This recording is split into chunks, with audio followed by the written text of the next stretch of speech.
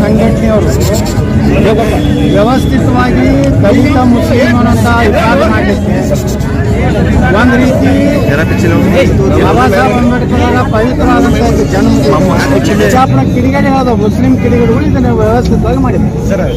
ಗ್ಯಾರಂಟಿಗಳು ಲೋಕಸಭಾ ಚುನಾವಣೆವರೆಗೆ ಅಟ್ಟೆ ಇರ್ತಾವೆ.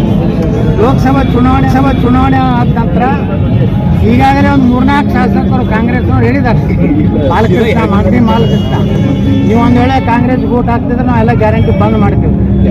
ರಾಯರೆಡ್ಡಿಯವ್ರು ಹೇಳ್ಯಾರ ಇದು ಭಾಳ ದೊಡ್ಡ ಇರ್ತದೆ. ಲೋಕಸಭಾ ಚುನಾವಣೆ ಆದಮೇಲೆ ಹಂತವಾಗಿ ಒಂದೊಂದು ನೆಪ ಮಾಡಿ ಈಗಾಗಲೇ ಕೊಡಬೇಕಾದ್ರೆ ನೆಪ ಮಾಡಿ ಕೊಟ್ಟಾರ. 10 ಕಿಲೋ ಕೊಡ್ತೀನಿ ಅಂತಿದ್ರು 5 ಕಿಲೋ ರೊಕ್ಕ ಕೊಡ್ತಾ ಇದ್ದಾರೆ. 200 ಯೂನಿಟ್ ಕೊಡ್ತೀನಿ ಅಂತಿದ್ರು ಈಗ ನೀವು ಎಷ್ಟು ಬಳಕೆ ಮಾಡ್ತೀರಿ ಅದರಲ್ಲಿ 10% ಅಂತಾರೆ. ಹೀಗೆ 100 ಕಂಡೀಷನ್ ಹಾಕಿ ಇವತ್ತೇನು ಮಾಡ್ತಾ ಇದ್ದಾರೆ. ಚುನಾವಣೆ ನಂತರ ಯಾವ ಗ್ಯಾರಂಟಿನೂ ಉಳಿದಿಲ್ಲ. ಕಾಂಗ್ರೆಸ್ ಸರ್ಕಾರನೂ